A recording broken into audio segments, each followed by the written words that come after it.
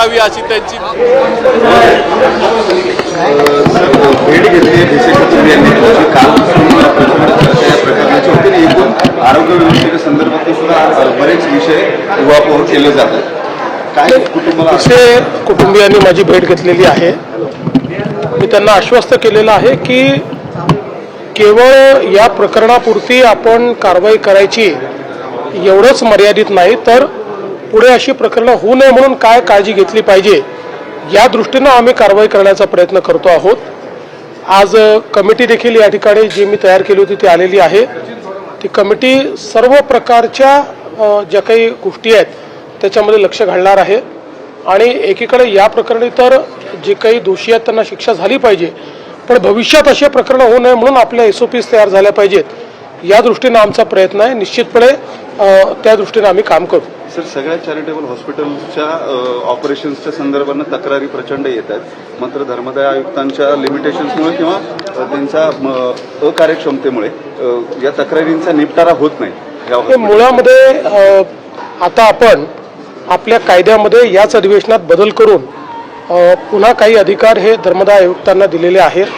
आपल्या law and judiciary विभागामार्फत आपण त्याची देखरेख देखील करतो. आपला प्रयत्न आहे की संपूर्ण धर्मदाय व्यवस्था ही ऑनलाईन एका प्लॅटफॉर्मवर यावी, जेणेकरून कुठे आपल्याकडे बेड्स आहेत, किती ते अवेलेबल आहेत, ते दिले जात आहेत की नाही, याचं सगळं मॉनिटरिंग आपल्याला करता यावं. आणि याकरता CM ऑफिसमध्ये जो आपला मुख्यमंत्री आरोग्य कक्ष आहे तोही याच्याशी आम्ही जोडण्याचा प्रयत्न करतो आहोत, जेणेकरून त्यांच्यावर एक दबाव राहायला पाहिजे.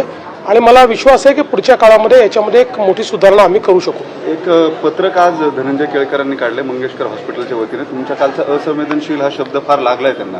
त्या ट्रस्टीजनी काल मीटिंग घेऊन आता ॲडमिशन्स जे आहेत ते विदाऊट डिपॉझिट होतील असं म्हटलं. दुसरी गोष्ट, ज्या असंवेदनशीलतेने तुम्ही उल्लेख केलेला होता ती आम्ही पुन्हा तपासून घ्यायचा निर्णय केला आहे असं केळकर पत्रात म्हणाले. मुळात एक गोष्ट आपण सगळ्यांनी लक्षात घेतली पाहिजे की दीनानाथ मंगेशकर हॉस्पिटल हे स्वर्गीय लता दिदी आणि मंगेशकर कुटुंबियांनी खूप मेहनतीतून उभारलेलं आहे.